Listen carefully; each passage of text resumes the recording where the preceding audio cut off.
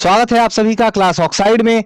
इस वीडियो में देखेंगे CBSE class 9 history chapter 1 French revolution part 7। तो कौन सी टॉपिक देखने वाले हैं इस वीडियो में? यहां हम लोग देखेंगे आपकी the revolution and everyday life. आपके बुक में देखोगे आप ये टॉपिक दिया गया है the revolution and everyday life explanation हम लोग देखेंगे इस वीडियो में। शुरू करते हैं। देखो, फ्रेंच रेवोल्यूशन में हम लोग देखेंगे कि वहां पे बहुत सारी जो डेली लाइफ की चीज है, जैसे उनका जो फूड है।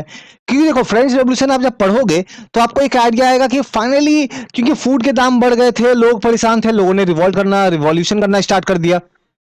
तो ये बहुत बड़े बड़े इवेंट के पीछे में बैकग्राउंड में आप देखोगे ना, बहुत सारे छोटे छोटे इवेंट जो है वहां पे वहीं से स्टार्ट होती है और वहीं जाके एक बहुत बड़ा इवेंट में कन्वर्ट होता है। फ्रेंच रेवोल्यूशन के टाइम में आपने जेकोबियन क्लब्स के बारे में भी देखा कि किस तरीके से उन लोगों ने रेड कैप पहनने स्टार्ट कर दिया, ट्राउजर्स पहनने स्टार्ट कर दिए। और ऐसा क्यों? क्योंकि यहाँ पे कुछ पॉलिटिकल कुछ इश्यूज रिलेटेड थे, इनके इनके कुछ डिमांडें थी।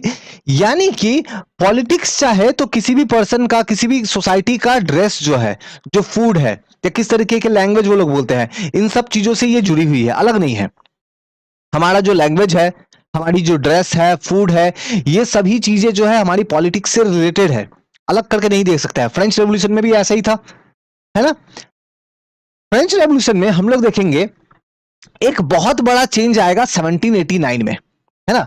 1789 में हम लोग देखेंगे, 1789 जो है ये वो कौन सा टाइम है जिस टाइम में लोगों ने रिवॉल्ट कर दिया था, वो बेस्टिल पैलेस जो है, प्रिजन जो है, उसको अटैक किया था। तो इस टाइम में हम लोग देखेंगे कि बहुत बड़ा, इसके बाद से बहुत सारा चेंजेस आएगा। और क्यों ऐसा? बिकॉज 1789 में पहले जो मोनार्की जो थी वो बदल गई कॉन्स्टिट्यूशनल मोनार्की में। और जो नई गवर्नमेंट आएगी, जो रेवोल्यूशनरी गवर्नमेंट आएगी, ये लोग बहुत सारे लॉज पास करेंगे। किस लिए? ये लोग बहुत सारे लॉ पास करेंगे, प्रमोट करेंगे क्या? Idea of liberty, idea of equality, है ना, इनटू एवरीडे प्रैक्टिस। मतलब क्या है कि जो नई गवर्नमेंट आएगी, ये लोग क्या करेंगे? ये लोग चाहेंगे लोगों के पास फ्रीडम हो, लोगों के पास इक्वालिटी हो। इक्वालिटी सिर्फ पॉलिटिकल लाइफ में नहीं, ऐसा नहीं कि बस वोट देने के मैटर को लेकर के इक्वालिटी। सोसाइटी में, हमारे लाइफ के डेली लाइफ में, एवरीडे लाइफ में जो हम लोग जो भी एक्टिविटी करते हैं, सभी चीजों में इक्वालिटी, सभी चीजों में इक्वालिटी, सभी चीजों में जो है फ्रीडम ऑफ स्पीच, एक्सप्रेशंस। तो हम लोग देखेंगे रेवोल्यूशनरी गवर्नमेंट जो है ये क्या ट्राई करेगी कि हमारे जो फ्रांस की जो सोसाइटी थी, उनके डेली लाइफ में, है ना, उनके डेली लाइफ में, एवरीडे लाइफ में भी वो लोग क्या करे? इन सब आइडियाज को प्रैक्टिस करे। क्योंकि देखो, फ्रांस में 1789 जब रेवोल्यूशन होने से पहले, जब वहां पे मोनार्की की रूल चल रही थी, तो उस समय एक बहुत बड़ा प्रॉब्लम था। वो प्रॉब्लम था सेंसरशिप का, है ना। वो प्रॉब्लम था, ये वर्ड जो है आप अच्छा से याद रखो, सेंसरशिप। क्या होता है ये वर्ड सेंसरशिप? समझाता हूं। पहले ऐसा होता था फ्रांस में 1789 से पहले, 1789 से पहले, कि अगर किसी पर्सन को कुछ लिखना है, न्यूज़पेपर में कुछ लिखना है, बुक्स में कुछ लिखना है, तो वो हो सकता है ना कि वो पर्सन किंग के अगेंस्ट में कुछ ऐसी बातें लिख दे जो किंग का इमेज को खराब करे। तो इसलिए था क्या? सेंसरशिप की सिस्टम थी। इसमें क्या होता था, अगर कोई भी बुक्स लिखी जा रही है, कुछ भी न्यूज़पेपर, कुछ भी लिखा जा रहा है जहां पे किंग के बारे में लिखा जा रहा है, तो पहले वो जो है वो किंग उसको देखेंगे। किंग देखेंगे कि कहीं इस बुक में मेरे अगेंस्ट में, मेरे खिलाफ कुछ गलत बातें तो नहीं लिखी गई है, कहीं ऐसा कुछ तो नहीं लिखा गया है जो मेरी इमेज को खराब करती हो। और अगर किंग सेटिस्फाइड होते हैं कि नहीं, इसमें कुछ प्रॉब्लम नहीं है, तब जाकर के वो अलाउ करेंगे कि ठीक है, अब इसको आप क्या कर सकते हो? पब्लिश कर सकते हो, लोगों को बांट सकते हो पढ़ने के लिए। अगर किंग को ऐसा फील होता था कि नहीं, इसमें कुछ गलत है, तो वो जो है वो उसको अलाउ नहीं करते थे कि आप ये बुक नहीं छाप सकते हो, आप ये न्यूज़पेपर नहीं प्रिंट कर सकते हो। तो इसको क्या बोलते हैं? सेंसरशिप। मतलब कुछ भी लिखने से पहले किंग से परमिशन लेना होगा, कुछ भी बोलने से पहले किंग से परमिशन लेना होगा। और अगर कुछ भी अगेंस्ट बोल दिया चोरी छुपके, तो आपको जेल में डाल देंगे। तो ये था। तो क्या इसको हम लोग freedom of speech and expression बोलेंगे? नहीं, लोगों के पास आजादी नहीं थी। जब 1789 से पहले जो मोनार्की जो थी, उन्होंने लोगों को आजादी नहीं दिया था कि लोग अपनी मन की बात रख सके, किंग से पूछना पड़ेगा। लेकिन 1789 के बाद जब रेवोल्यूशनरी गवर्नमेंट आएगी, तो ये सब कुछ खत्म होगा। ठीक है, जो सेंसरशिप का जो सिस्टम जो था, इसको एंड कर दिया जाएगा। अब लोग फ्री थे, अब लोग चाहे तो लोगों के पास अब क्या था? Freedom of speech and expression था। लोग अब लिख सकते हैं, बोल सकते हैं, बुक्स में लिख सकते हैं। तो देखो, लोगों के पास जब freedom of speech and expressions मिला, तो बहुत सारे लोग जो पहले डर के मारे नहीं लिखते थे, नहीं बोलते थे, उन लोगों ने न्यूज़पेपर लिखना स्टार्ट कर दिया, पैम्पलेट, बुक्स या प्रिंटेड पिक्चर्स, जो है इमेज ड्राइंग्स बना करके कुछ समझाना, बताना, ये सब कुछ स्टार्ट कर दिया।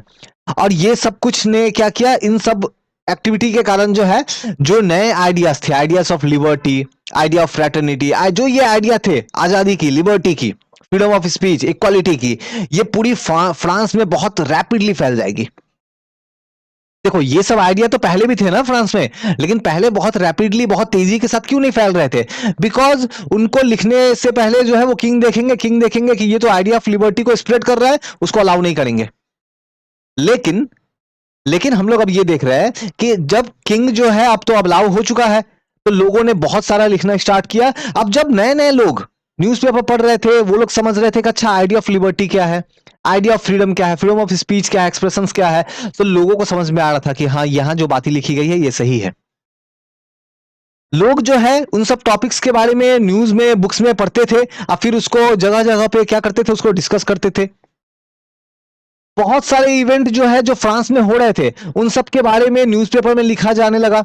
मान लो कहीं पे किंग के लोगों ने कुछ लोगों की पिटाई कर दी, तो न्यूज़पेपर में वो लिखा जाएगा। क्या न्यूज़पेपर में लिखेंगे कि देखो किंग कितनी जो है वो क्या कर रहा है, एट्रोसिटीज कर रहा है ना, लोगों पे क्रुएल्टी दिखा रहा है।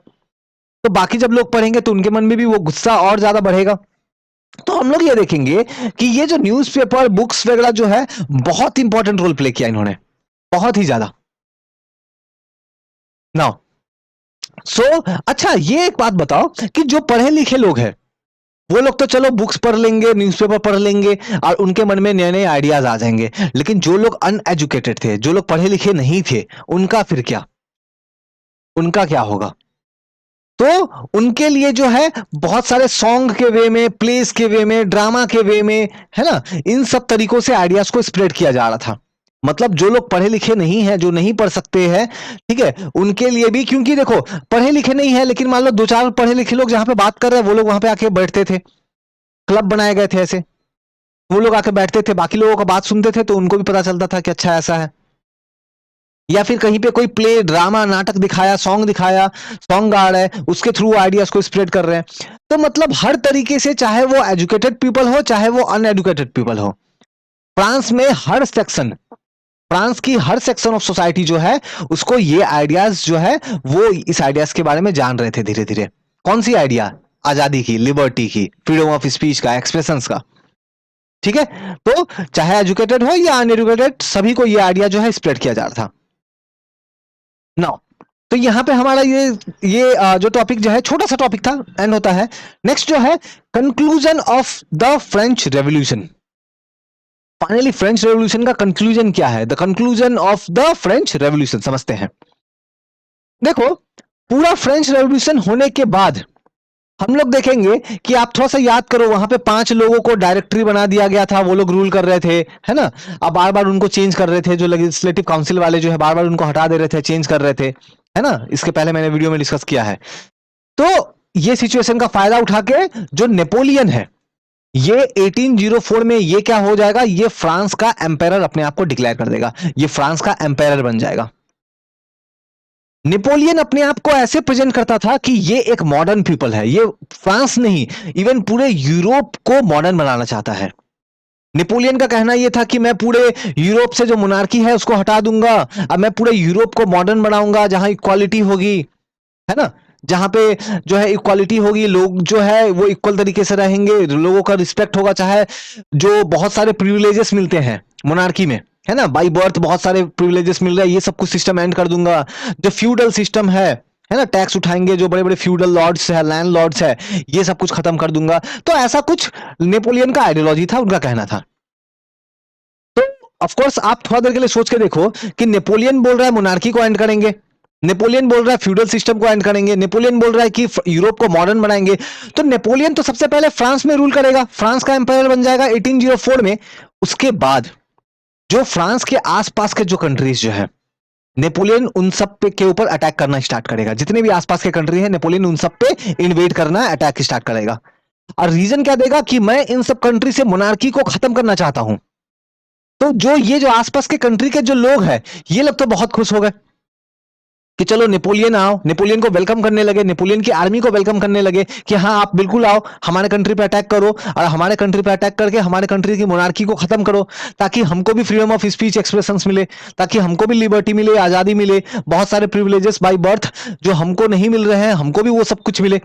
तो लोग तो बिल्कुल वेलकम कर रहे थे कि नेपोलियन की आर्मी को कहा हाँ बिल्कुल आके हमारे कंट्री के ऊपर अटैक करो। नेपोलियन को लोग दिख रहे थे कि एज अ लिबरेटर, नेपोलियन क्या है, नेपोलियन को देख रहे थे आसपास के कंट्री के लोग कि ये यही वो पर्सन है जो हमें आजादी दिलाएगा। नेपोलियन ने इन्वेट किया भी, बहुत सारे आसपास के कंट्रीज को जीत भी लिया। ठीक है, लोग शुरू शुरू में बहुत हैप्पी थे, लेकिन फिर बाद में देखने लगे कि नेपोलियन जो है ये खुद भी मोनार्की वाले रास्ते पे चल पड़ा। नेपोलियन जो है ये भी डिक्टेटर बन गया, तानाशाह बन गया, मतलब ये भी अपनी मनमानी करने लगा। जो आसपास के कंट्री के जो लोग जो नेपोलियन की आर्मी को वेलकम कर रहे थे, ये बोल रहे थे कि आके हमारे कंट्री पे अटैक करो। और जब नेपोलियन ने अटैक किया कुछ टाइम के बाद में इनको फील होने लगा कि ये तो हमारे ऊपर फिर से यही मोनार्की चला गया, ये नेपोलियन आके बैठ गया, अब ये रूल कर रहा है, डिक्टेटर बन गया। तो लोगों के लाइफ में कुछ खास इंप्रूवमेंट जो है फिर होने बहुत ज्यादा तो हुआ नहीं, लोग अब परेशान हो गए, उसको डिक्टेटर के तौर पे देखने लगे। फाइनली 1815 में जाकर के नेपोलियन को हराया जाएगा, एक बैटल होगी, बैटल ऑफ वाटरलू, इसमें जो है नेपोलियन को हराया जाएगा। ठीक है, तब जाकर के आसपास के कंट्री के लोग थोड़ा सा सांस लेंगे, चैन की सांस लेंगे, रिलीफ लेंगे। देखो नेपोलियन को आप क्रिटिसाइज कर सकते हो, लेकिन यह भी सच है कि नेपोलियन ने काफी सारे रिफॉर्म्स भी किए। ठीक है, नेपोलियन ने काफी सारे जो रेवोल्यूशनरी आइडियाज जो थे, जो फ्रांस के रेवोल्यूशनरी आइडियाज थे, उसको स्प्रेड भी किया। जैसे concept of private property Napoleon लेके आया पूरे यूरोप में। पूरे यूरोप में जो पहले थे ना, मेजर करने के लिए या वेट को मेजर करने के लिए अलग अलग सिस्टम चल रहे थे। जैसे देखो वेट को कैसे मेजर कर सकते हो, ग्राम में, केजी में, है ना, पाउंड में, या फिर और बहुत सारी यूनिट्स हो सकती है। तो नेपोलियन उस टाइम में क्या था कि बहुत सारे अलग अलग मेथड्स थे, दुनिया भर के मेथड्स थे। कोई कहीं किसी मेथड से कर रहा है, कोई ग्राम से कर रहा है, कोई केजी से कर रहा है, कोई पाउंड से कर रहा है, कुछ और कोई कर रहा है। तो नेपोलियन ने बोला कि नहीं, हम सभी में यूनिफॉर्मिटी होना चाहिए, तो हमें जो है एक सिस्टम यूज करना चाहिए। तो ये एक अच्छा स्टेप था। चाहे वेट की बात करो या मेजर करने, बाकी दूसरा मेजर करने की बात करो, दूसरे कुछ को मेजर करने की बात करो, वहां वो यूनिफॉर्मिटी लेके आया नेपोलियन। इसके अलावा भी बहुत सारे और रिफॉर्म्स किए, ये आप क्लास 10 में पढ़ोगे। ठीक है, क्लास 10 में आप पढ़ोगे, और भी बहुत सारे रिफॉर्म्स लेके आए थे नेपोलियन ने। तो नेपोलियन ने, ये ट्रू है कि बाद में वो डिक्टेटर बन गया, लेकिन ये भी इतना ही ट्रू है कि जो आइडिया है लिबर्टी का या मॉडर्न लॉज जो है उसको स्प्रेड किया नेपोलियन ने, ये भी ट्रू है। और डेफिनेटली इसका लाइफ, नेपोलियन जब हार भी गया वाटरलू के में 1815 में जब वाटरलू की बैटल में वो हार भी गया, उसके बाद भी नेपोलियन ने ये जो आइडिया को स्प्रेड किया था पूरे यूरोप में, उसका इफेक्ट साफ नजर आता था, उसका इफेक्ट साफ नजर आता था। नेपोलियन ने जो ये आइडियाज को स्प्रेड किया था, सिर्फ यूरोप नहीं, ये जो आइडियाज जो फ्रांस से निकल के आए थे, ये जो रेवोल्यूशनरी आइडियाज फ्रांस से निकल के आए थे, इसका effect all over the world देखा गया। ऑल ओवर द वर्ल्ड जो है वो लोग इंस्पायर थे, वो लोग फ्रांस से सीख रहे थे। फ्रांस में जब देखते थे बाकी कंट्री के लोग कि पूरे वर्ल्ड के किस तरीके से फ्रांस में लोगों ने फाइट किया है, मोनार्की को हटाया, किस तरीके से वो लोग liberty, idea of liberty, democratic rights, इनका बात करते हैं, तो बाकी कंट्री जो है वहां के भी लोगों ने इसको रिपीट करने का ट्राई किया। बहुत सारे जो कॉलोनीज थे जो किसी ना किसी के अंडर थे, जैसे इंडिया भी तो कॉलोनी थे ना ब्रिटेन की, तो वहां के लोग भी इंस्पायर थे, इंडिया के लोग भी कुछ इंस्पायर थे। जैसे हम अगर बात करें टीपू सुल्तान, राजा राम मोहन राय, इन लोगों ने भी फ्रांस की जो रेवोल्यूशन थी उससे कुछ आइडियाज लिए हैं। इवन हमारा कॉन्स्टिट्यूशन, हमारा जो आज का कॉन्स्टिट्यूशन है, इसमें भी आप देखोगे कुछ कुछ हमारे जो पॉइंट्स है वो फ्रेंच रेवोल्यूशन से लिए गए हैं। तो दैट मीन्स फ्रेंच रेवोल्यूशन का इफेक्ट सिर्फ फ्रांस तक नहीं था, यूरोप तक नहीं था, पूरे वर्ल्ड में था। पूरे हम लोग देखेंगे यूरोप में फ्रेंच रेवोल्यूशन को देखने के बाद पूरे यूरोप में जो फ्यूडल सिस्टम है इसको एंड किया जाएगा, एबोलिश कर दिया जाएगा। जो बहुत सारे कॉलोनीज जो थे, है ना, जो कॉलोनीज जो थे किसी ना किसी कंट्री के गुलाम थे, उन कॉलोनीज में रहने वाले लोगों ने भी अपना जो है आजादी के लिए फाइट करना स्टार्ट किया फ्रेंच रेवोल्यूशन को देख के, है ना। तो they started fighting for sovereign nation state. Sovereign का मतलब क्या है कि अपनी आजादी के लिए बेसिकली लड़ाई कर रहे थे। तो फ्रांस से जो आइडियाज आई, उन्होंने पूरे वर्ल्ड को इंकरेज किया, है ना, पूरे वर्ल्ड में आइडियाज को स्प्रेड किया, ideas of liberty, democratic rights. India को भी ये किया, इंडिया में जैसे टीपू सुल्तान, राजा राम मोहन राय, ये काफी जो है इस आइडियाज से इन्फ्लुएंस थे, फ्रांस की जो रेवोल्यूशनरी आइडियाज जो है। ठीक है, तो इस तरीके से हम लोग देखते हैं कि फ्रांस का जो आइडिया जो था, फ्रांस से जो आइडियाज जो बाहर निकल के आए, इन्होंने पूरे वर्ल्ड को जो है इस पे इफेक्ट अपना दिखाया है। तो फाइनली हमारा जो फ्रेंच रेवोल्यूशन चैप्टर जो है वो एंड होता है। इस वीडियो में हमने देखा the revolution and everyday life explanation को हमने देखा, ठीक है। तो फ्रेंच रेवोल्यूशन चैप्टर यहाँ एंड होता है। कोई भी डाउट इंक्वायरी हो तो आप बिल्कुल मुझे कमेंट करके बताओ। आप टेलीग्राम, फेसबुक, इंस्टाग्राम की लिंक जो है वो डिस्क्रिप्शन में दी गई है, आप वहां पे जुड़ के बात कर सकते हो। अब वीडियो पसंद आया है तो बिल्कुल लाइक, कमेंट एंड शेयर करें। Thank you.